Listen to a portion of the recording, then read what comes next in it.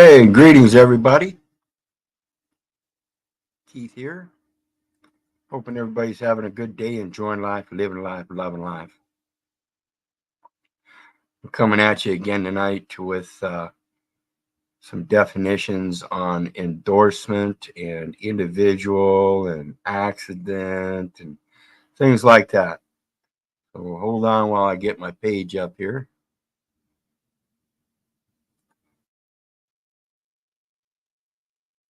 If I can find it here.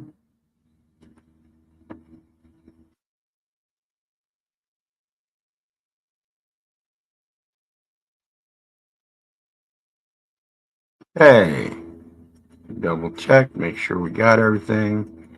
And we are ready to go, folks. And what we're looking at here is Black's fourth edition, Black's Law, fourth edition. And under individual, and we've been over individual before, and that's under 5 USC 552A, records kept on individuals. 5 USC being employee. Again, Medicare qualified government employee, and the individual's name and number identify the record, and it's the records maintained on the individual that we're talking about. As a noun, this term denotes a single person as distinguished from a group or class, and also very commonly a private or natural person as distinguished from a partnership, corporation, or association. But it is said that this restrictive signification is not necessarily inherent in the word, and that it may, in proper cases, include artificial persons.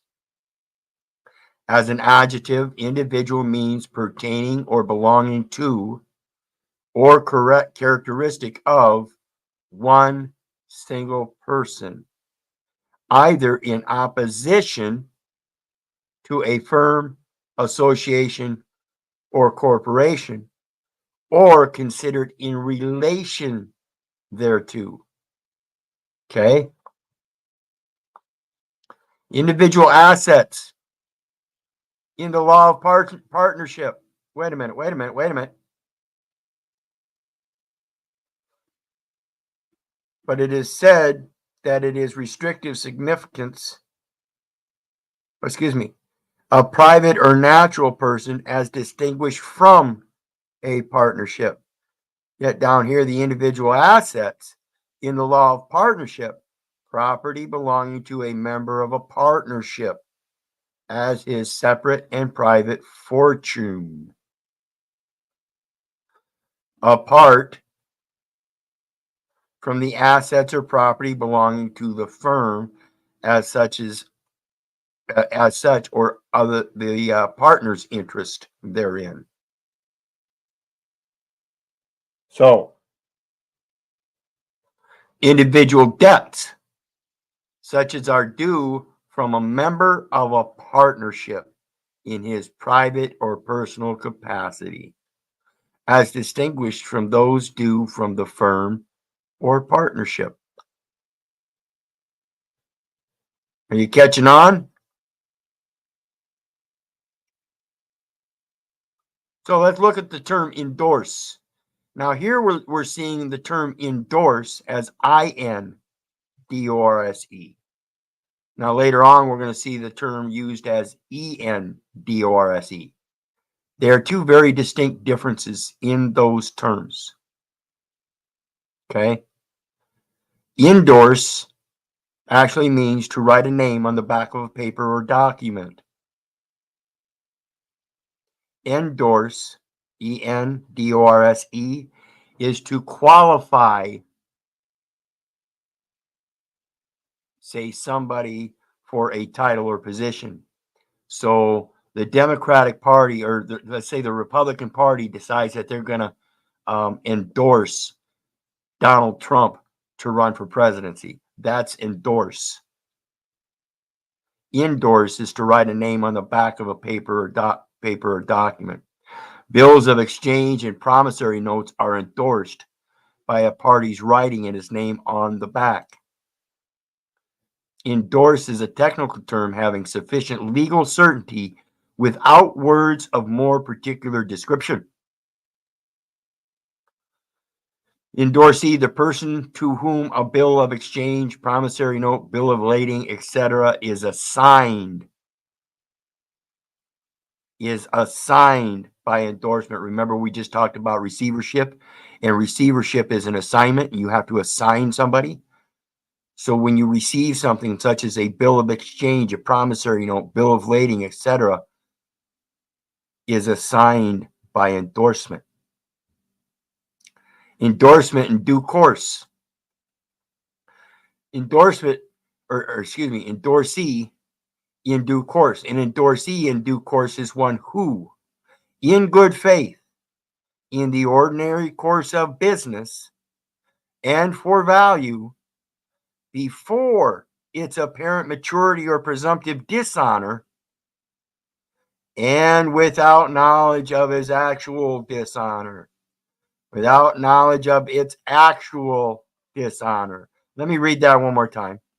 It's without knowledge of its actual dishonor, acquires a negotiable instrument duly endorsed to him or endorsed generally or payable to the bearer. So such as a check. When you get a check and it's endorsed to you, you have to value it for its actual dishonor. It's been issued to you as if though you're a trustee. You cannot do so. You're not supposed to be accepting these assignments. Endorsement. You go down to that bank and they tell you they need your signature on that document. That's an assignment. You assign them trustee and they're going to administrate the account because you've proven that you are not capable of your own financial obligations and affairs by doing them privately. You took them to somebody in the public. Endorsement, the act of a payee, drawee, accommodation endorser. So when you endorse these things, you become the accommodation party. You're liable for accommodations. You're the one that's supposed to provide the accommodation now. Or holder of a bill, note, check, or other negotiable instrument, in writing his name upon the back of the same, with or without further or qualifying words, whereby the property in the same is assigned and transferred to another. You are not a transfer agent. You are not supposed to be signing these documents.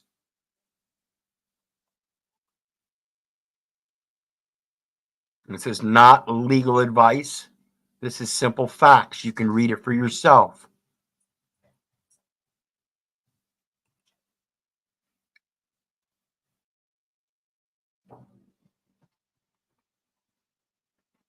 That which is so written upon the back of a negotiable instrument. In the law of negotiable instruments, a new and substantive contract by which title to the instrument. So the instrument is the signed writing, and it's a security instrument. And what you do when you sign that is you transfer the title of the instrument, or the title to the instrument is transferred, and by which endorser becomes a party to the instrument and is liable on certain conditions for its payments. And they have been certain conditions in their statutory codes that require certification. In this respect, endorsement differs from a common law assignment. Again, the common law assignment is done in trust in receivership. It's maintained privately. This is why equity merged with common law. It allows you a private remedy. One who writes his name upon a negotiable instrument, otherwise than as a maker or acceptor, and delivers it with his name thereon, to another person is called an endorser, and his act is called endorsement. So when you go to the local health and human services department and apply for food stamps or welfare or something like that, and they hand you an application, that is a negotiable instrument that you are not a maker of, nor are you an acceptor of, because you're going to turn around and put your certain signature on it, amending the insurance policy by transferring the title to the instrument that has your name on it. And you're going to hand it over to another person. Now they're going to act as trustee, and according to the law, they have certain duties, rights, and obligations to that title to enforce it. It's a legal title for entry and control. Equitable title is for possession and use. So when you get those documents, you use them for your possessions by not giving up rights, titles, and interests by signing them. You apply them to a handwritten directive that is your own affidavit of testimony. I am the benefactor to the beneficiary. I am the one that grants all data elements to the record, to the individual whose name and number identify the record. If it were not for me, the record would have no value, therefore would have no credit. Okay. Again, real quick, that link is down there for anybody who wants to join the panel. And I certainly appreciate everybody's support. Please hit the like, share, and subscribe button. And there are PayPal links down there for anybody that wants to share some love during this time of joyful season. After somebody stole my bike again, it would certainly be appreciated. One who writes his name upon a negotiable instrument. Other one, let's see. The word endorsement is also used with reference to writs, insurance policies, certificates of stock, etc. Those security instruments that are secured. The term, as used in the Uniform Stock Transfer Act, contemplates a writing, passing, or attempting to pass title or an interest. All it takes. Look at the document at the top. Is it written in the form of a title? Is it styled as a title? Then it's a writing that is passing or attempting to pass title or an interest by using a signature line and a date. As applied to a writ or warrant, endorsement is an entry made on the back thereof. Once that entry is made on the back thereof in these modern times, that account entry as a journal entry is now a book entry. And it goes into the electronic record. Accommodation endorsement in the law of negotiable instruments, one made by a third person without any consideration, but merely for the whole benefit of the holder of the instrument, or to enable the maker to obtain money or credit on it. So again, if you're not the maker or the acceptor and you sign it and hand it back to them, now they're holding it, they get the benefit. They're the ones holding it. The benefit goes to the holder. So again, if they give you something, now you're the holder. You need to place your benefit on it. That's how you qualify it against accommodation. Without recourse, without prejudice, by benefactor, Keith. The beneficiary or the individual's name and number identify the record. The record is the beneficiary. Keith is the one that placed the data elements, the facts, on that record, in that record. That is the benefactor. That's where all credit comes from. That comes from the creditor. Blank endorsement, one made by the mere writing of the endorser's name on the back of the note or bill without mention of the name of any person in whose favor the endorsement is made, without recourse, without prejudice, by benefactor. That's in whose favor the endorsement is made, but with the implied understanding that any lawful holder may fill in his own name above the endorsement if he so chooses. One made by the mere writing of the endorser's name on the back of the note or bill without mention of the name of any person in whose favor the endorsement is made, but with implied understanding that any lawful holder may fill in his own name above the endorsement if he so chooses. So if you give a blank endorsement on the back of a check and hand it to that teller, guess what? They're going to put a second name on it. Oops. The lawful holder, the bank, may fill in his own name above the endorsement.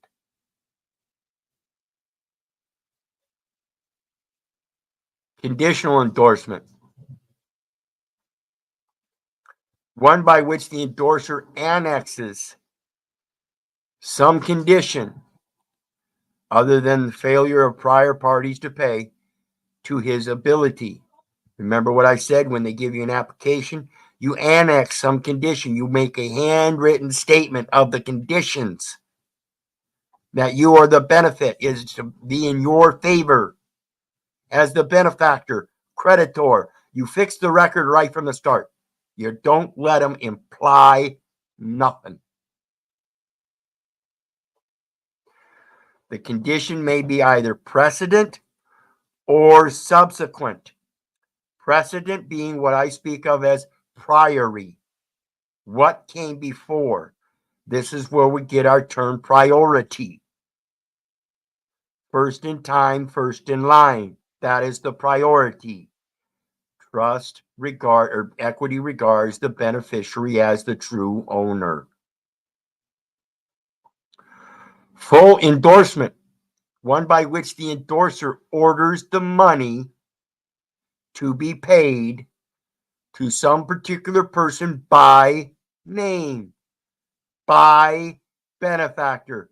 Keith. It differs from a blank endorsement, which consists merely in the name of the endorser written on the back of the instrument. Irregular endorsement. One made by a third person before delivery of the note to the payee. An endorsement in blank by a third person above the name of the payee, or when the payee does not endorse at all. So you become a payor and don't assign it to the payee properly, so the payor becomes the obligor. They coincide.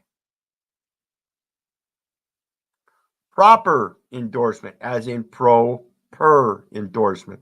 Such endorsement as the law merchant requires to authorize payment to the holder of the instrument. Payment to the holder of the instrument. So again, when you do your full endorsement, orders the money to be paid to some particular person by. So you're going to direct the transfer of the asset, and the holder of the instrument is going to get paid his percentage to do the transfer. Qualified endorsement. One which restrains or limits or qualifies or enlarges the liability of the endorser in any manner different from what the law generally imports as his true liability, deducible from the nature of the instrument. So again, without recourse, without prejudice, by benefactor. That's your limits. Without recourse, you have no other recourse but to sign it, but you're doing so without prejudice, by benefactor, in your favor. It's a simple qualified statement in your endorsement. A transfer of a bill of exchange or promissory note to an endorsee without any liability to the endorser. The words usually implied for this purpose are sans recourse, without recourse. Okay? Let me double check on the gang here. I want to thank everybody for hitting that like, share, and subscribe button.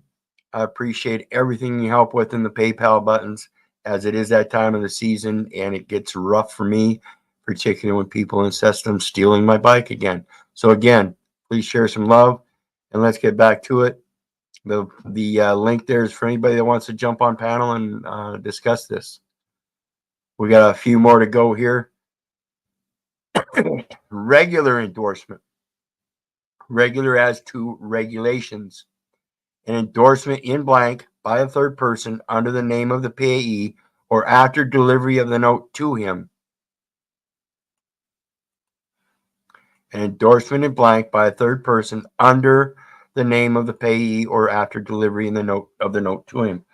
So you have a order issued from the court. It's a document of title because it's got a title at the top. So that title wanting to be signed with the signature line at the bottom has somebody else's name on it, even if it's printed in electronic form. That's considered a type of endorsement. Okay? He's considered the payee. His name is up there above yours, and you put as a third person, a name under it. So you got a plaintiff and a defendant. So you got a first person and a second person. Now you're a third person, and you're putting it under the payee. But the payee is the damn defendant in your name. And you're signing it, saying that you're the payee and the payor. Then you turn around and hand it back.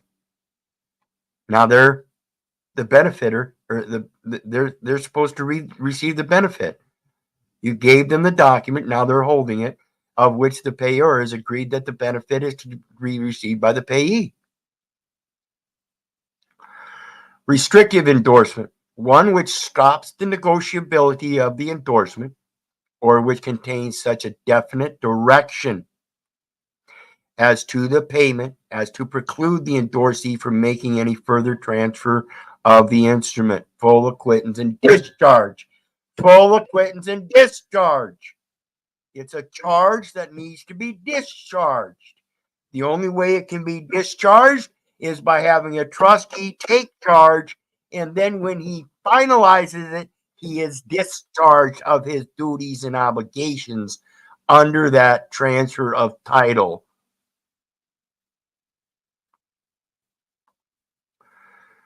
Defined by statute in some states as an endorsement which either prohibits the future or further negotiation of the instrument or constitutes the endorsee the agent of the endorser,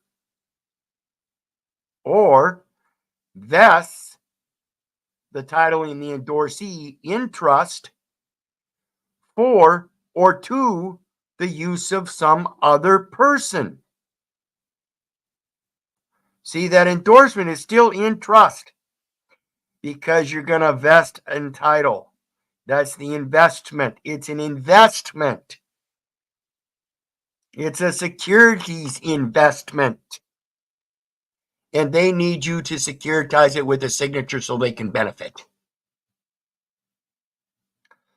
Special endorsement, an endorsement in full, which specifically names the endorsee in receivership, the trustee that will endorse it, because he's the one that's allowed to sign the document of transfer as a transfer agent. I'm not a transfer agent. I'm not supposed to be signing this stuff.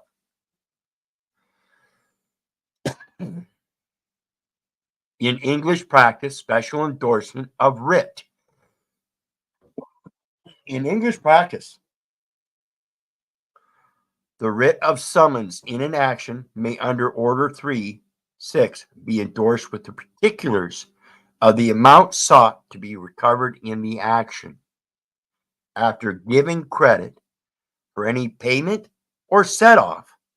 And this special endorsement is, or as it is called, of the writ is applicable in all actions where the plaintiff seeks merely to recover a debt or liquidated demand in money payable by the defendant, with or without interest, arising upon a contract, express or implied, as for instance, on a bill of exchange, promissory note, check, or other simple contract debt, such as like insurance that you have to prepay, taxes that you have to prepay, or on a bond or contract under seal for payment of a liquidated amount of money, or on a statute, because statutes are contracts. They have to be implemented with contract terms and conditions, guys. Same with executive orders. Okay? Or on a bond or contract under seal. Those statutes and executive orders are under seal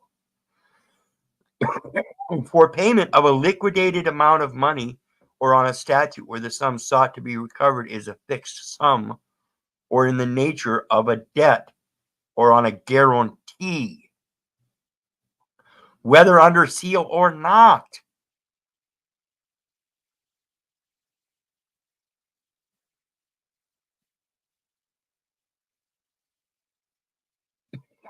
Endorser, he who endorses, being the payee or holder, writes his name on the back of a bill of exchange. So as a payee or holder, you sign it, then you turn around and hand it back over to them without any qualifications as to giving them a directive under that assignment that they are now in receivership as trustee and charged with settling the matters as the transfer agent to transfer the assets under the title and return all reversions back to the creditor benefactor.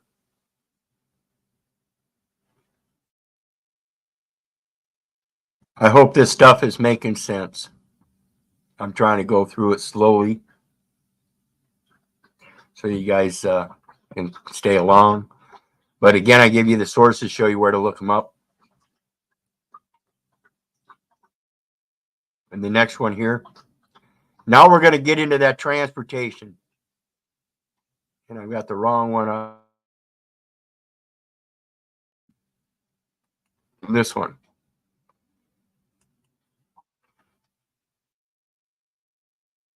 Now, why are we talking about transportation? This is Title 49 of the U.S. Code 31301 definitions. And it says in this chapter, and it tells you what everything means. In the second one, in number 2, it says commerce means trade, traffic, and transportation in the jurisdiction of the United States between a place in a state and a place outside of that state, including a place outside of the United States, which would be intrastate, or in the United States that affects trade, traffic, and transportation described in subclause A of this clause. So it's anywhere in the United States or in the jurisdiction of the United States between a place in a state and a place outside of that state. Goes on to explain commercial motor, commercial driver's license, commercial motor vehicle, all this and that. You look that up. But again, that's 42 U.S. Code, or excuse me, 49 U.S. Code 31301 definitions. So we find out that transportation actually means commerce. So when you get that license under the Department of Motor Vehicles, it's a commercial motor vehicle performing commercially under the Department of Transportation at the federal level for federal income tax purposes. Okay? federal income tax purposes, because under 26 USC 7701, we're going to take a look at another set of definitions that says under 26, again, that's 26 US Code 7701 definitions. This is the tax code. We go down to 26. And it says simply trade or business. So when we're signing those instruments, that's commercial business. That's financial transactions. That's business. Then you have the term trade. Put them together, it's trade or business. And we know that trade is commerce. Commerce means traffic, transportation, or trade. Or trade, traffic, and transportation. Means all three. Commerce means traffic, trade, and transportation. So now under 26, trade or business. So all those instruments that you sign, whether you're making exchanges or trades, are a form of business. And that term, trade or business, the term trade or business includes the performance of the functions of public office. Again, you're signing those official documents in public. And that's acting similarly to somebody of title. And that's because everybody believes you're entitled to make that signature. That's an entitlement on a document of title. Keep feeling like it's a benefit. I'm telling you, it's not. It's been used against you in the usufruct system through bifurcation and hypothecation for a long time. And it's been done under the propaganda and indoctrination that you have to learn how to sign your name, and that's the legal name, and you have to know that it's got to be attached to an address so that you can receive things, so you can turn around, sign them, and send them back in receivership. Okay. So let's take a look back at the next one, which is a CFR. This is the Code of Federal Regulations. It's the regulation that enforces the U.S. Code. And as we look at it, this is Part 40 or 49 CFR, Part 387, minimum levels of financial responsibility for motor carriers. Now, it's interesting they put motor carriers rather than motor vehicle drivers or stuff, and that's why we make the connection to the postal carriers. Okay. Carrier of a posting of an account of an event. That document you have in your wallet, known as a license, has an accounting posted right on it and the time of the event. Okay. And you're carrying it around as if and it's a document of title. Look at the top. It's in title form. And that creates an official capacity. Motor carriers of property, 387.1 to 387.19. Purpose and scope. This subpart prescribes the minimum levels of financial responsibility required to be maintained by motor carriers of property operating motor vehicles in interstate, foreign, and interstate commerce. Remember the definition of commerce, and it included jurisdiction of the United States and in the United States, and what all it was, that's the interstate, foreign, and interstate commerce it's talking about. Same thing. It's like wording. The purpose of these regulations is to create additional incentives to motor carriers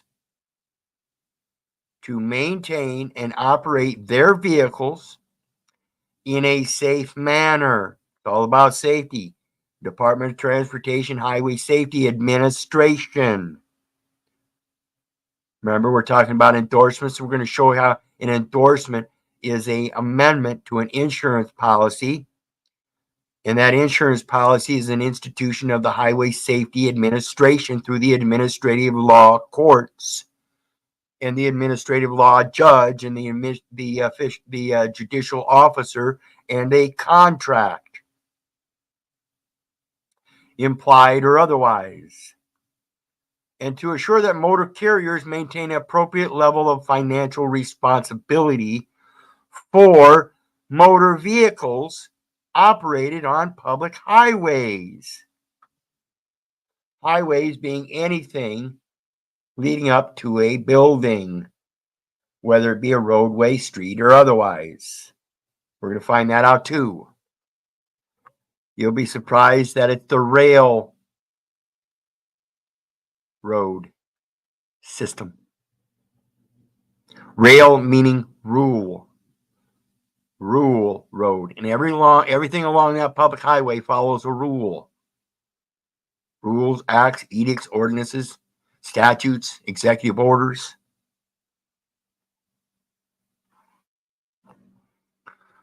Let's go back. Applicability. This subpart applies to for-hire motor carriers operating motor vehicles transporting property in interstate or foreign commerce. This subpart applies to motor carriers operating motor vehicles transporting hazardous materials, hazardous substances, or hazardous wastes in interstate, foreign, or intrastate commerce. Exception. The rules in this subpart do not apply to a motor vehicle that has a gross vehicle weight rating GVWR of less than 10,001 pounds. So that car that you're driving that only weighs 2,855 pounds is not a motor vehicle, according to this exception.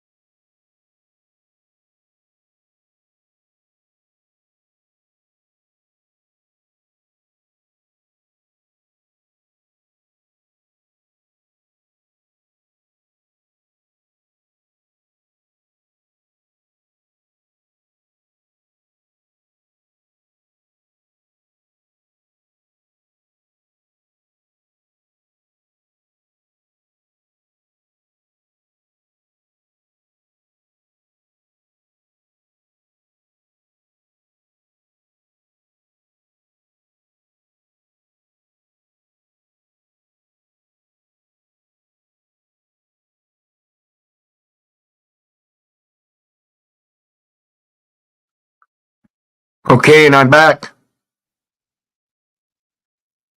So I hope I wasn't out too long. Looks like I just went down, so let's get back to it. Where was I at here in federal definitions? Get my screen share back up.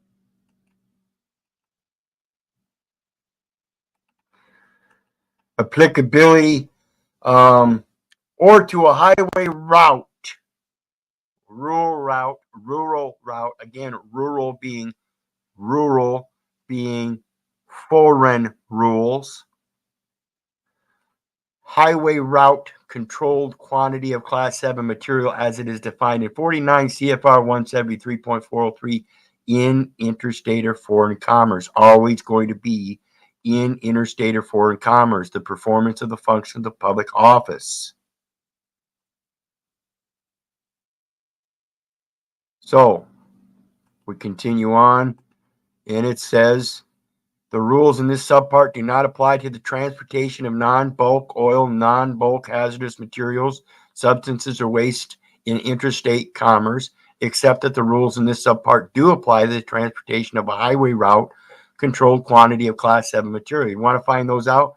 Find them out. But it has to be in interstate or foreign commerce. In other words, it has to be, like it said in the previous one, United States, that definition of commerce. The next one is 49 CFR 387.5 definitions. Now, before we get to endorsement, we're going to read accident. We're going to read accident. We're going to read it really careful here, because most people think an accident is something when you get a boo-boo, you run into another car or something. And I'm going to show you how an accident is when that officer comes up and pulls you over alongside the road.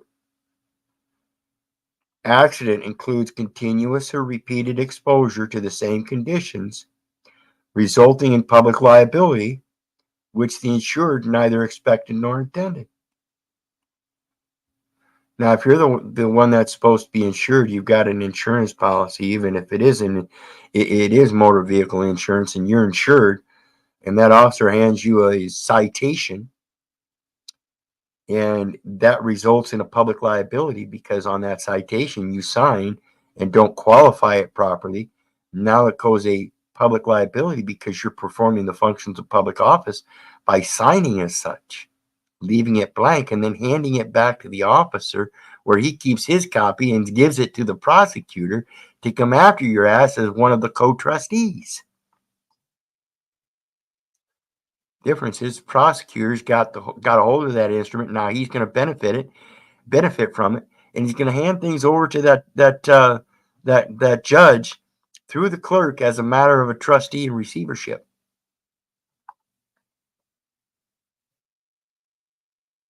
It's your property. You didn't qualify it properly in your favor and abandon your benefit, so you gave it to them. And, well, the benefit's been abandoned. That means he's not going to operate as trustee. We're going to assign somebody in receivership to force him to act as trustee because he's the one that signed it. Now you got to pay the fines, fees, and penalties. And, hey, if you got to spend some time in jail, guess what? But see, the problem is that if you're insured and they placed a public liability on there, and you were insured and neither expected nor intended to, you didn't travel down the road in speed and have them write a citation that is a dangling participle verb and expect that they're going to pass that off as valid.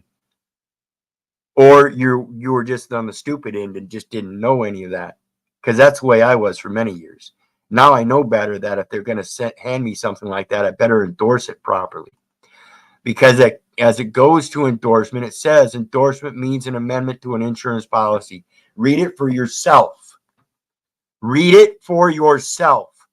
That right there, under the transportation code, when commerce means trade, traffic, and transportation, and under the tax code, which you have to prepay taxes, that's why you pay the registration fee for the motor vehicle, and they give you a little tax stamp.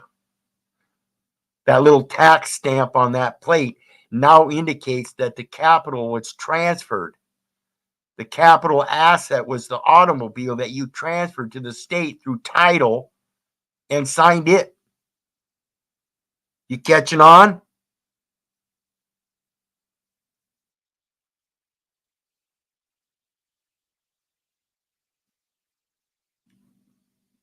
Let's see here.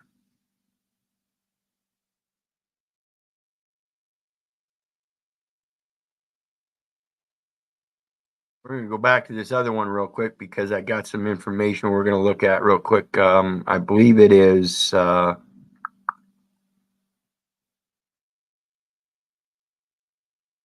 wrong one. Maybe it's this one. Here we go, yeah. Okay, we've got public liability. What is public liability, guys? Public liability means liability for bodily injury or property damage and includes liability for environmental restoration. Environmental restoration includes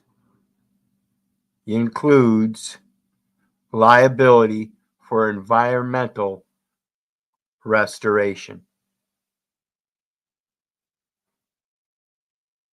Highway means any road, street, or way, whether on public or private property, open to public travel.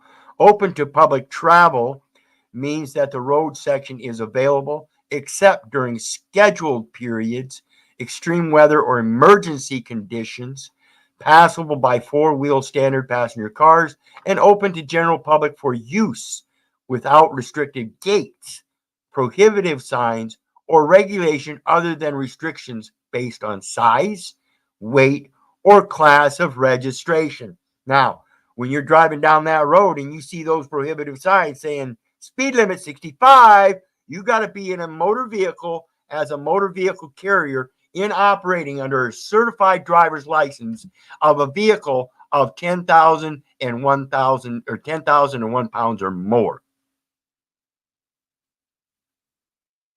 Stand. Read it until you comprehend it.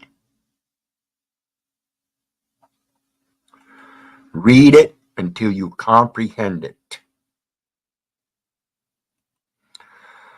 So let's go back and look.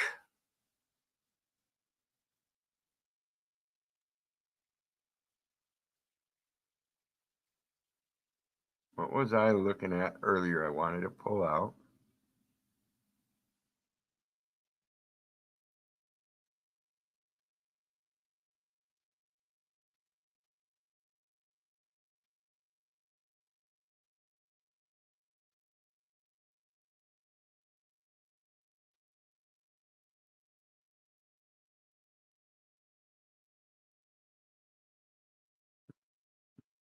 Maybe it's the next one. Let me see here.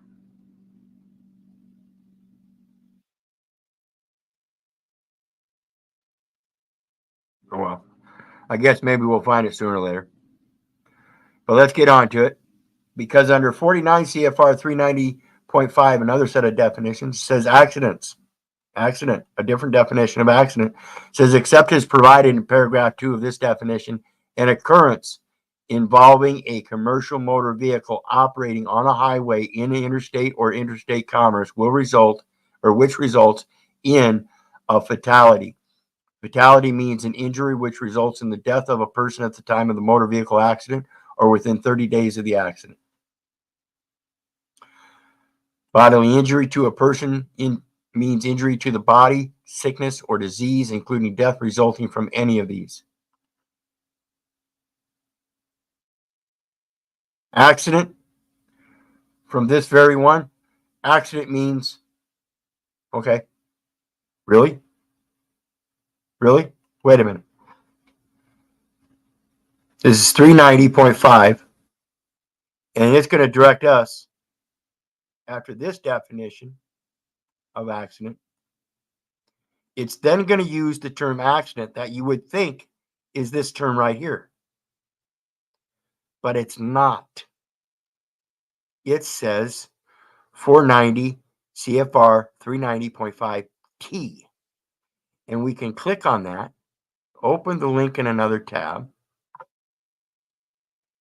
share that tab, and there you are. It is a different set of definitions. Or is it? Maybe I'm seeing things.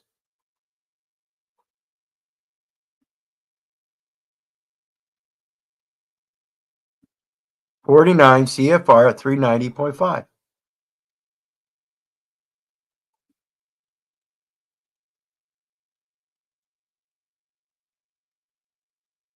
(49 CFR 390.5 T). Yet when we get here, it's the same thing. I wonder why that is. That's something I just discovered. Okay. So business district, where you're going to conduct exchanges or trades, in commerce. Business district means the territory contiguous to and including a highway. When within any 600 feet along such highway, there are buildings in use for business or industrial purposes, including but not limited to hotels, banks, or office buildings, which occupy at least 300 feet of frontage on one side or 300 feet collectively on both sides of the highway. Coerce or coercion means either a threat by a motor carrier, shipper, receiver, or transportation intermediary, or their respective agents, officers, or representatives to withhold business, employment, or work opportunities from, or take or permit any adverse employment action against a driver in order to induce the driver to operate a commercial motor vehicle under conditions which the driver stated would require him or her to violate one or more of the regulations which the driver identified at least generally that are codified at 49 CFR Part 171 through 173, 177 through 180, 380 through 383, or 390 through 399, or 385.415 or 385.4212 or 21T of this chapter. So there's some violations that could occur according to quite a few sections that we could go through and read. But we're not going to do that because the first violation is we're not associated properly through the organization of the laws. We're not qualified as a corporate entity to obtain a commercial driver's license wherein we can hire a board of attorneys to defend a suit in court, either for or against us.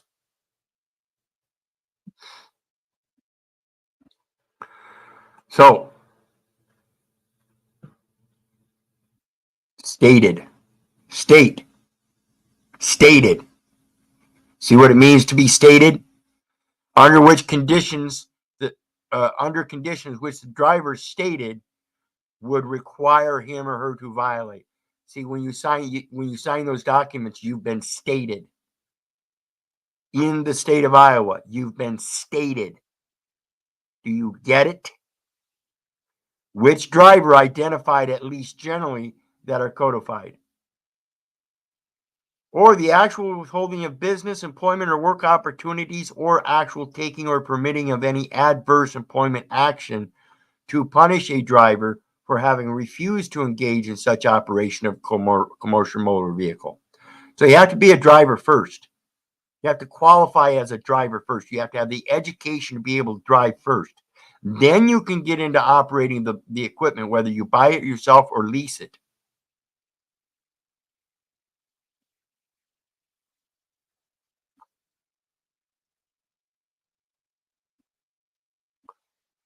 Commercial motor vehicle means and has a gross vehicle weight rating of a gross combination weight rating or gross vehicle weight or gross combination weight of 10,001 pounds or more.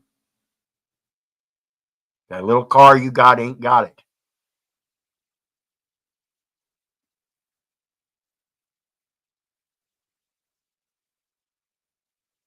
Crash. See accident. Takes you here. It says accident. I have to read these and find out if there's any difference. Because there's definitely two of them. A 390.5T and a 390.5. Except as otherwise, or except as provided. Oops, wrong one.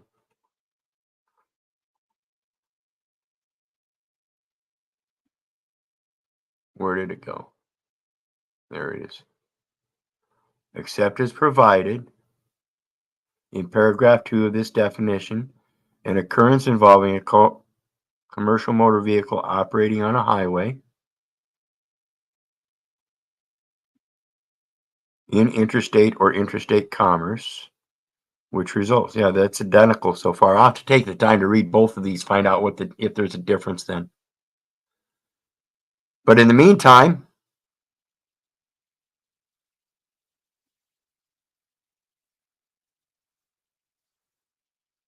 as far as the title documents with the states, send like they are first right of refusal to steal your vehicle by anyone else.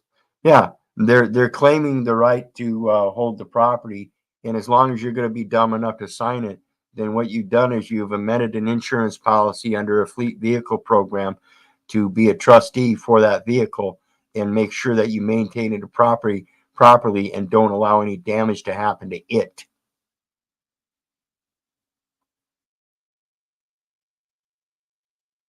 So let's continue on with the next little bit here. What was it? Cancellation of insurance means the withdrawal of insurance coverage by either the insured or the insurer or the insured. Environmental restoration means restitution for the loss, damage, or destruction of natural resources arising out of the accidental discharge, dispersal, release, or escape into or upon the land, atmosphere, watercourse, or body of water of any commodity transported by a motor carrier.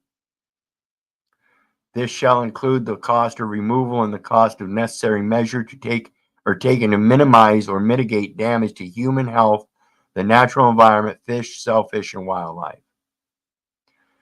Evidence of security means a surety bond or a policy of insurance with the appropriate endorsement attached. So again, like I said, if you're going to endorse things and amend insurance policies, it is evidence of security. Okay?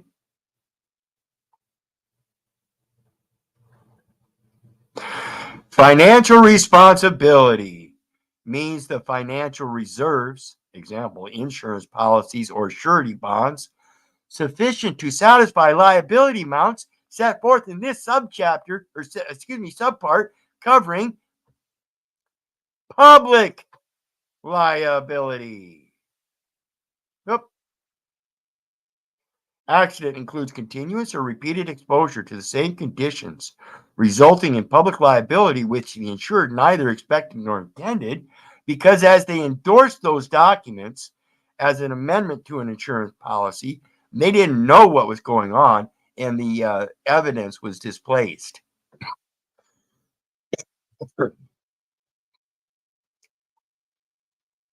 See if there's insured in principle means the motor carrier named in the policy of insurance, surety bond, endorsement, or notice of cancellation, and also the fiduciary of such motor carrier. Insured and principal. Catching on? If you are the insured, you're the one that signed. Therefore, all credit for that insurance policy goes to you. You're the principal. The interest goes to the state. The interest in the state is the enforcement, the statutes, policies, codes, the commerce part. They're the ones entitled in public office, not you.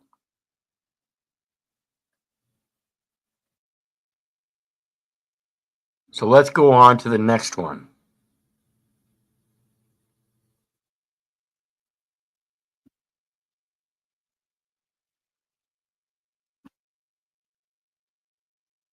Yeah, I'll have to check that one out. Most certainly.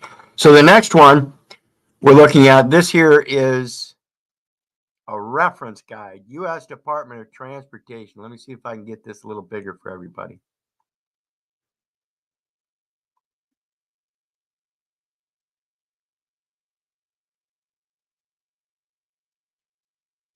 Okay, this is directly from the U.S. Department of Transportation, which we know is Commerce.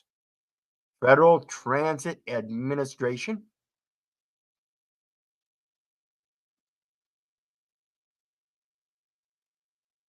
This here is an older one from June 22nd of 2005. I don't know if there's anything newer, but this was just prior to the Electronic Records Act. And it says 49 CFR Part 659, Rail Fixed Guideway Systems, State Safety Oversight. Remember, we talked about railroads. Rail Fixed Guideway Systems are the highways. They're all fixed by rules. as guideway systems according to which jurisdiction, what territorial jurisdiction you're in.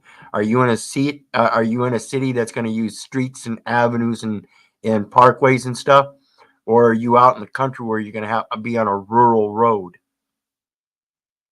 They're all highways, every last one of them, as we read. Federal Transit Administration, Office of Safety and Security. So again, you're signing that instrument at the DOT as an application for a driver's license. And it's a security instrument. You're performing the functions of public office, and yet you don't have an oath of office. How does that work? Can you answer that?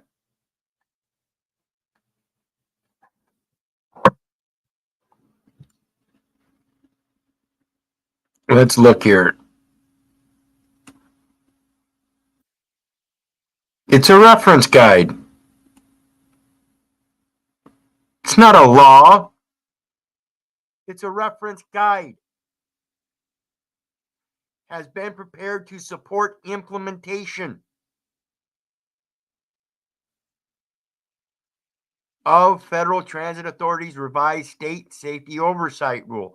So it's a state that has oversight of the safety that is implemented through the contract of the federal executive order, so that the state can provide a statute to oversight. Okay? And it's published in the Federal Register. While this guide is targeted for states and oversight agencies, it can also support activities to be undertaken by rail transit agencies. The rail transit agency we're talking about here is the Department of Motor Vehicles and the driver's licenses. And guess what? You're the undertaker. You're the undertaker taking care of the dead guy. Okay?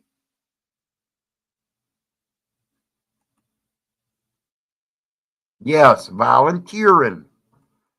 Joshua knows all about it. The guide begins by presenting a flow chart that identifies revised rules process for program development and implementation.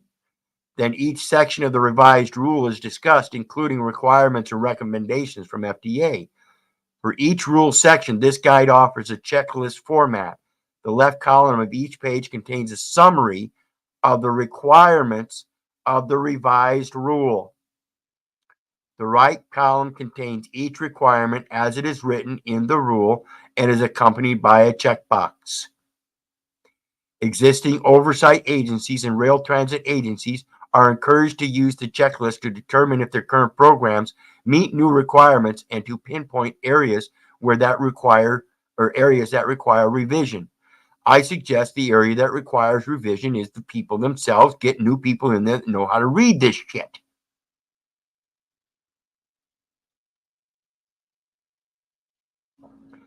States and rail transit agencies newly entering the program are encouraged to use the checklist to develop their submissions for FTA. States and rail transit agencies, as an agent performing as a brokerage firm, you are operating as an agency, a federal, state, or municipal officer or agent, as if though you've been deemed necessary, because you so willingly and want to sign all those documents because you think they're going to give you money for them. You got it all backwards.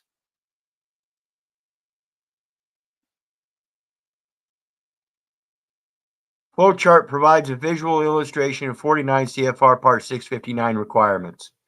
And much like the graph from the state's vital statistics jurisdiction, we see here that everything starts out with program development. State designates oversight agency. Designation submission to the Federal Transit Authority for review and approval. Okay, that's that federal, that executive order with the state statute as a contract terms and conditions required to implement. Now that they're implemented, they are contracts for these officials and agents here. It's already done. Okay. Now we have program standard and procedures, 9 specific elements to be covered. Initial submission and certification. That comes from state oversight agency and approval. That would be like the Department of Motor Vehicles operating that licensure when you go in and take that test for system security planning and program. They want to make sure that you're going to be able to drive safely and sign all those instruments for secure reasons.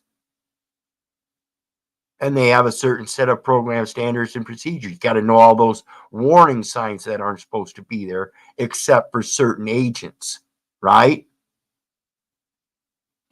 Over here, these are all blue lines, right? This is all the state oversight. This here, the Federal Transit Authority review and approval. This is the enforcement level. Okay.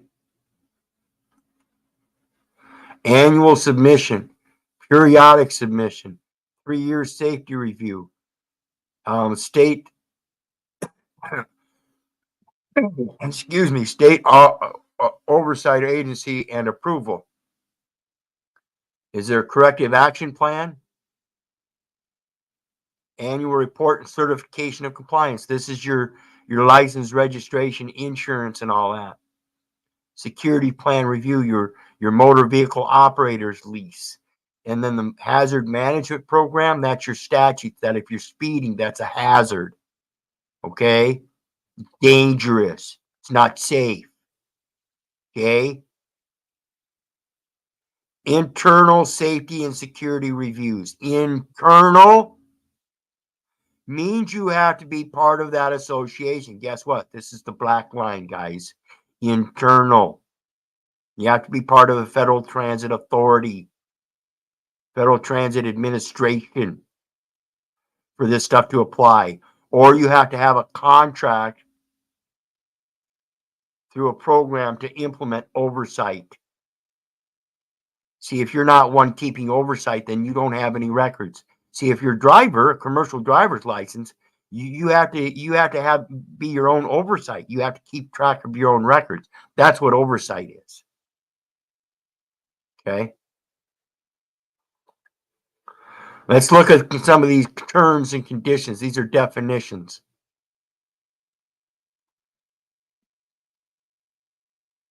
First, let's see. Definitions. Addressing new definitions is the first step in the process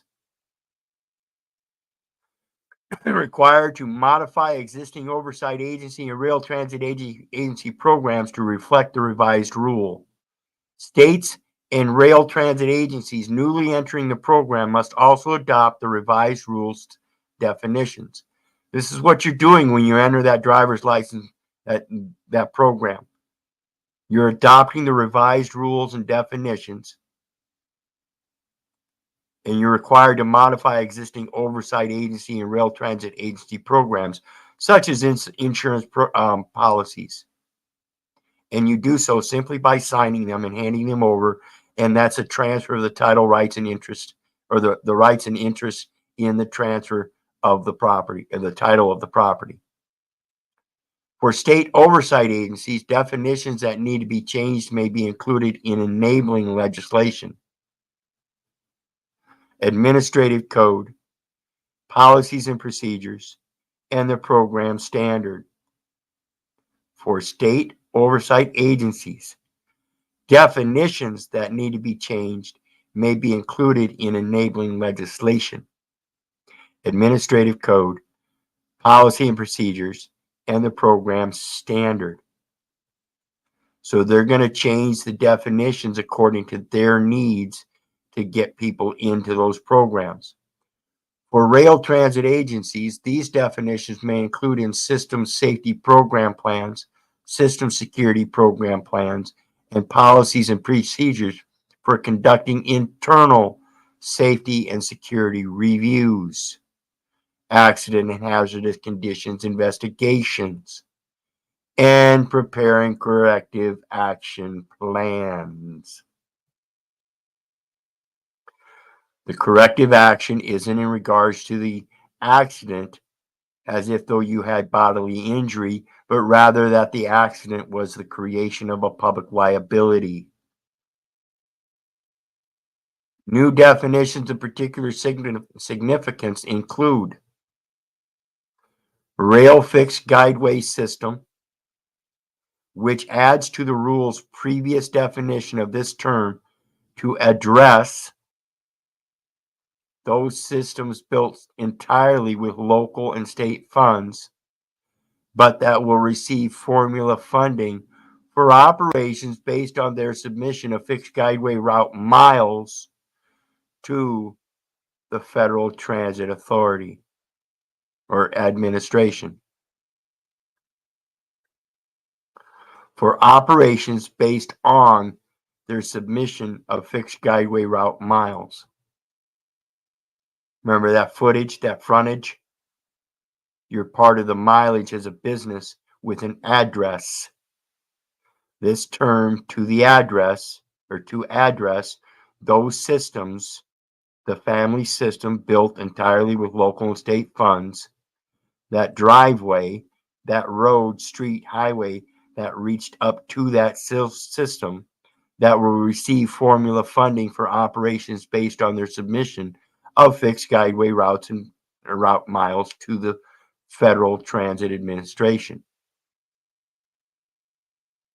You become part of that Federal Transit Administration by using those documentations, and therefore those fixed guideway route miles reach right up to your doorstep as the business place. That's the address. Rail Transit Agency, because you're the agent, which is the term used to describe the entity operating the rail fixed guideway system. You're operating the rail fixed guideway system by using their forms. Otherwise, you use the spiritual guide to fix the operation of their system. Passenger operations. Passenger is that beginning of an engineer, engine, engineer, passenger. Operations are a military form which specifies when the state agency must have a compliant program in place to provide oversight authority for the rail transit agency. So as with the driver's license, you are the agent and you have oversight authority for the rail transit agency, and you're supposed to be using those oversight statutes to maintain and conduct the trade and business as the performance of your functions of public office, because you got to be a respectful person out there in public, guys.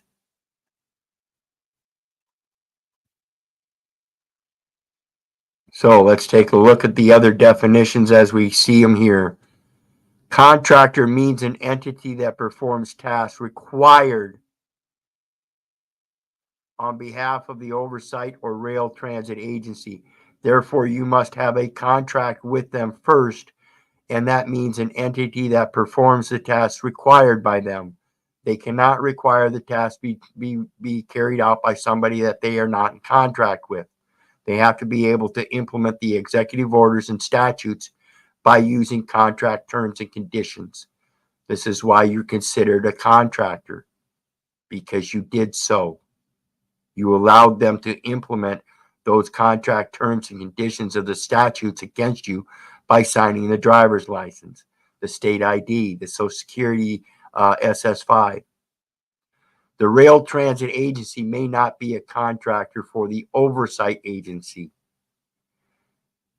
You're only given authority to perform certain functions of the public office to place the liability there. They are still the oversight agency. And when you place such liabilities on the record, they're going to have a corrective action plan. Means a plan developed by the rail transit agency that describes the actions the rail transit agency will take to minimize, control, correct, or eliminate your hazardous ass, and the schedule for implementing those actions, the contract terms and conditions to do so. how much it will cost you. FRA means the Federal Railroad Administration, an agency within the Department of Transportation. FTA means the Federal Transit Administration, an agency within the U.S. Department of Transportation. Hazard means any real or potential condition as defined in the Rail Transit Agency's hazard management process that can cause injury, illness, or death, damage to or loss of a system, equipment, or property, or damage to the environment. Individual means a passenger, employee, contractor, other rail transit facility worker.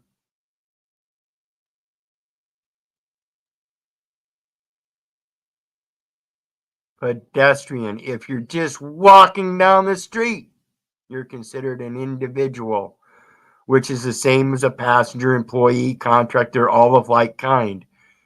Trespasser. Oops. Did you know that individual 5 USC 552 records maintained on individuals under employee is an individual a trespasser? That's what the Federal Transit Administration says. This is the Federal Transit Administration document, Rules of Guidance, right? Right? Part 659. Ooh. As defined in the Rail Transit Agency, that can cause investigation means,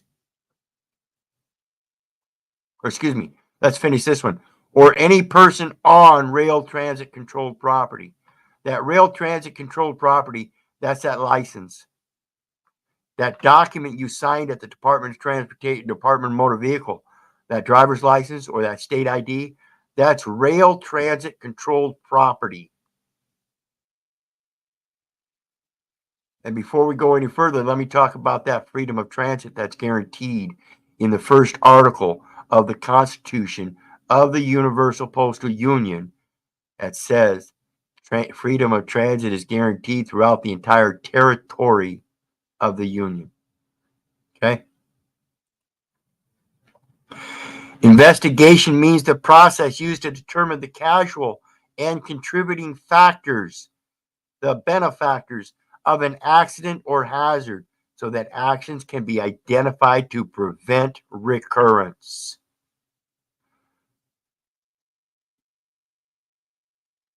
Prevent recurrence.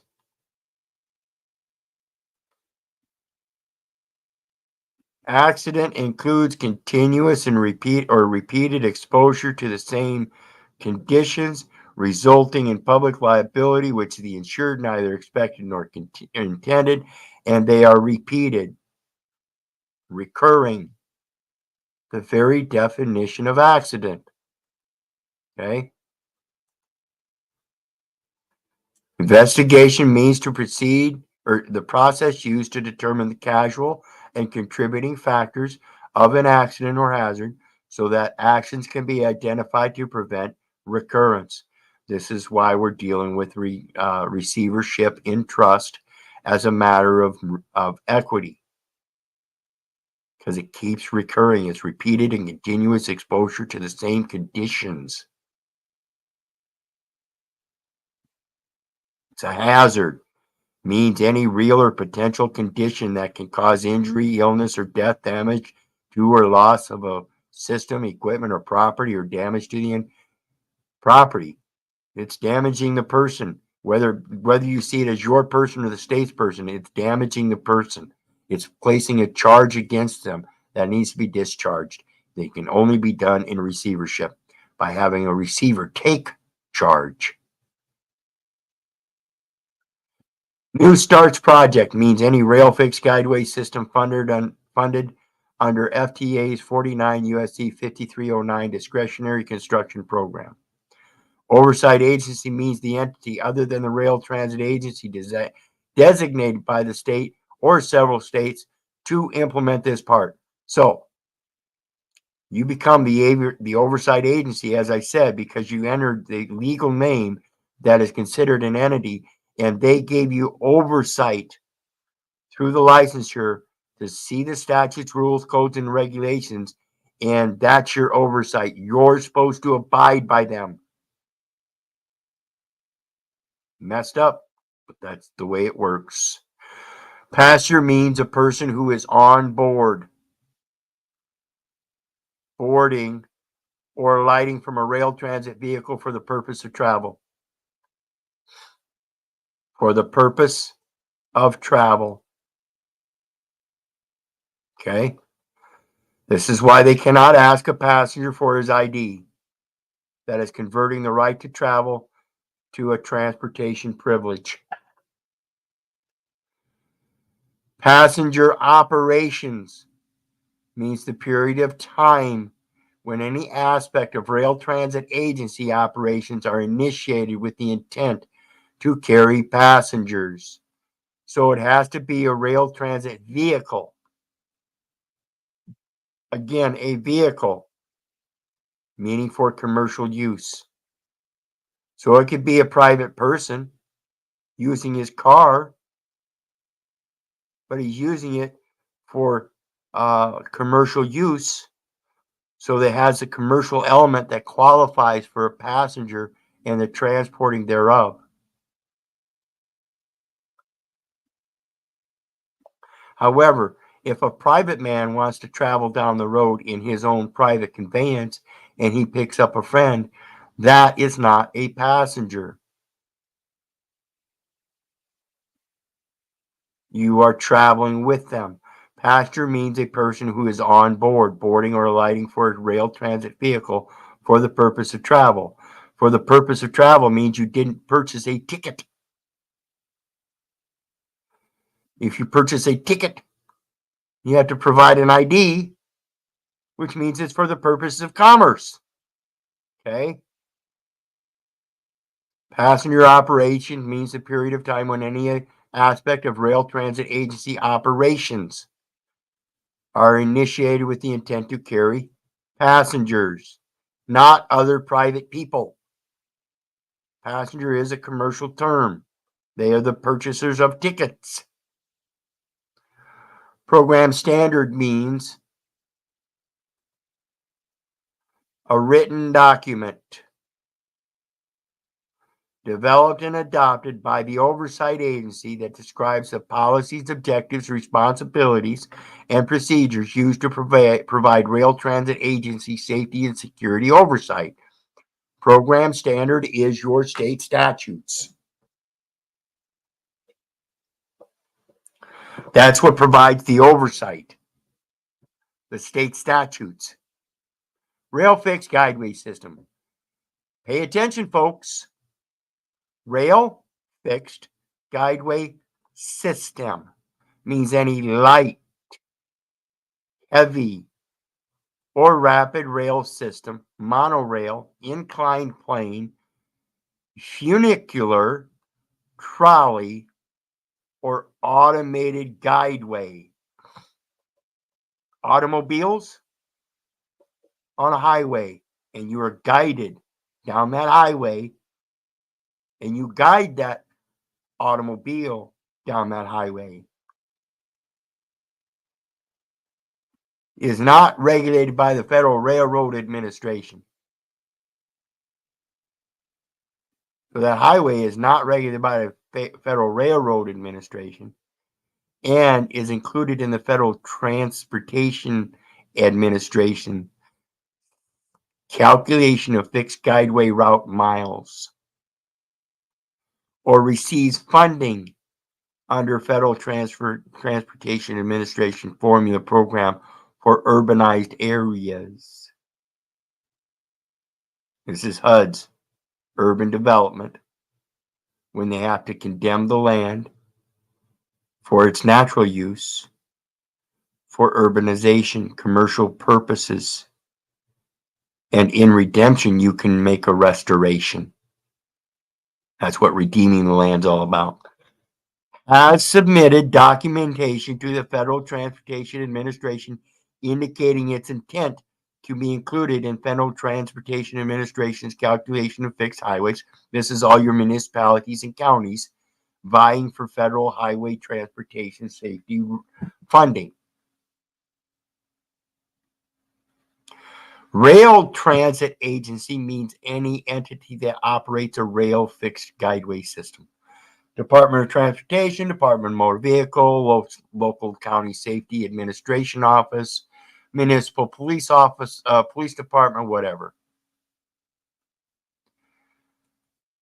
They're all part of the federal, state, or municipal officer or agent whose resident presence is deemed necessary for the trade zone in which they are conducting their trade or business.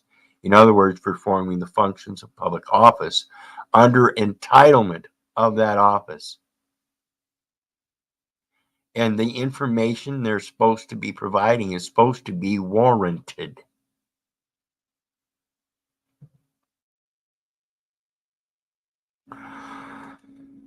Let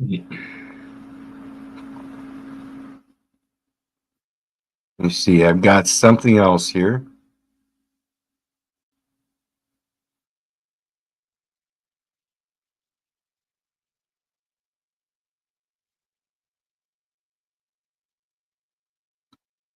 This here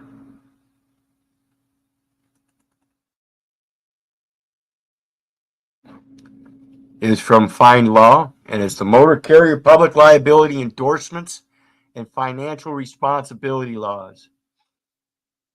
And remember what financial responsibility is? It's public liability. So you have to be of public capacity to take on financial responsibility insurance for any matter. I don't care if it's financial responsibility for the house, for the loan, whatever. You have to be a public official to do so. Their code tells you over and over and over again and again and again. Let's look at financial responsibility required limits. Let's see. MCS 90 endorsement for motor carriers subject to federal regulations. So first off, you have to be subject to federal regulations. Insurers must cause the motor carrier's insurance policies to be endorsed for public liability, not private liability. Okay?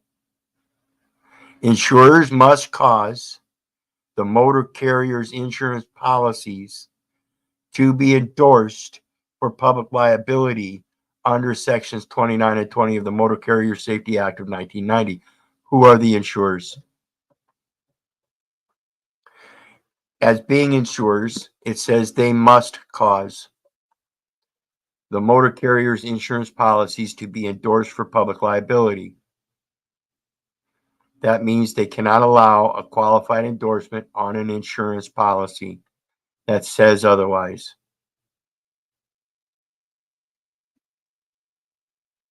Your job is must cause the motor carrier's insurance policies to be endorsed for public liability. A private man cannot endorse a document for public liability unless he is able to fill the performance of the functions of public office for that public liability.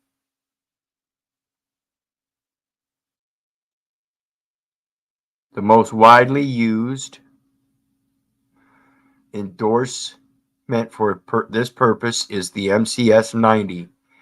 And notice it says for buses. Several similar endorsements are in use depending upon how the motor carrier chooses to meet its financial responsibility requirements. So the motor carrier chooses to meet its financial responsibility, which is public liability. If you're not a public officer, you cannot carry public liability.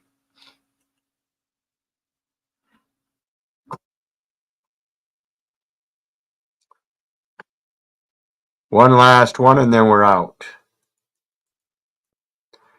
And this one here comes from 18 U.S.C. 1028, the Justice Manual, Criminal Resource Manual, Section 1505. this term is defined. Identification document. Remember, I talked about the individual's name and number identify the record. So the identification document under this term is defined in 18 U.S.C. 1028 D1 to mean document made or issued under the authority of a governmental entity which, when completed with information concerning a particular individual known as a trespasser, is of a type intended or commonly accepted for the purpose of identification of individuals, trespassers. The document must be issued by a government agency and must identify a particular person. Hence, the term does not cover certificates of title or registration for motor vehicles, since such documents identify vehicles, not persons. Okay? These courts act in rem, and that's what they go after, is the property, not the person. That's what they're supposed to do. However, they grab up the person because he's not just the person, he's the trustee, and he damaged the property. So now they grab the property and the person to make him pay for destroying the property. The term includes blank documents. Kind of like blank endorsements, huh? The term includes blank documents. What is a blank document? The phrase which, when completed with information. So that blank document is an application where you put certain information on it and then sign it. That's a blank document, okay? The document must be issued by a government agency and must identify a particular person. You're the one identifying the particular person. Hence, the term does not cover certificates of title or registration for motor vehicles, since such documents identify vehicles, not persons. You're identifying the person in that document. The term includes blank documents. The phrase, which, when completed with information, is intended to include blank identification documents within the coverage of Section 1028, meaning a particular individual. You gave them a particular individual of a legal name, the first and last name, that is not authorized to conduct such business and therefore is in fact a trespasser, just as they describe it. The description of an identification document will normally include such identifying elements as an individual's name, address, date, or place of birth, physical description, photograph, fingerprints, employer, profession, occupation, or any unique number assigned to an individual by a governmental entity. Whether a document is intended to identify an individual is determined by looking at the purpose for which the governmental issue or agency issued it. So when the governmental agency issued the Social Security card, which then you use or to obtain a identification, the original issue of the Social Security card should have been, as understood by most people, a benefit. However, again, when you signed that certain form, that certain deceptive form, as a written instrument or a signed instrument in trust, what you did, in fact, is sign it as a trustee without knowing, and thereby transferred the rights, titles, and interest, or rights and interests in the title, rights, responsibilities, and benefits of that title.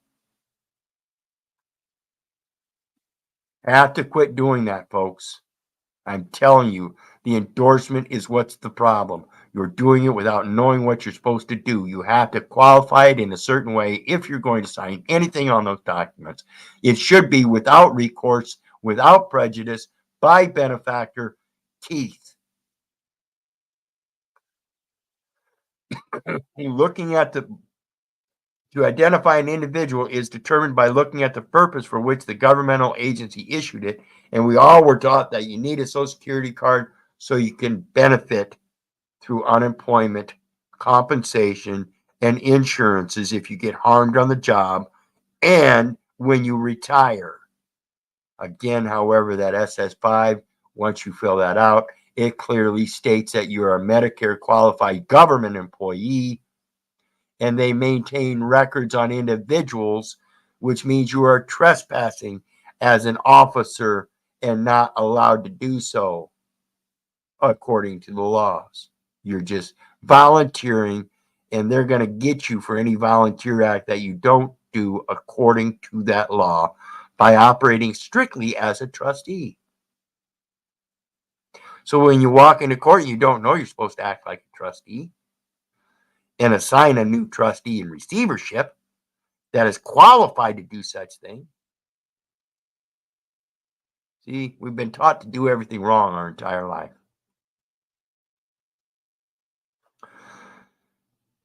Examples of such documents would be passports, alien registration cards, Justice Department credentials. Justice Department credentials? Does that sound like credit?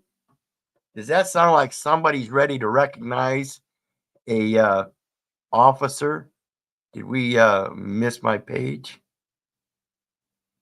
Okay, it shows we're still there.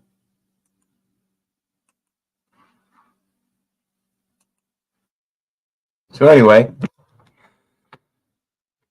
I hope you can see again that all this leads to the exact same thing. You're not qualified to be doing what we're doing in these signatures. And in order to show that we're not qualified, we have to qualify the signature for what we are. We're not an officer or agent whose resident presence was deemed necessary by the board at the federal, state, or municipal levels. None. And the county is the district that operates the courts under administration. They're the ones administrating all of the foreign trade zones. So think about this stuff, folks. And remember, got some PayPal links down there for anybody who wants to share some love. And I certainly appreciate all your support. So keep hitting that share, like, and subscribe button. And remember, I love you, but I don't give a rat's ass whether you love me back. So may God bless you and have a good night. We'll see everybody next time. Thanks for joining us one more time in these boring discussions of terminology. Bye now.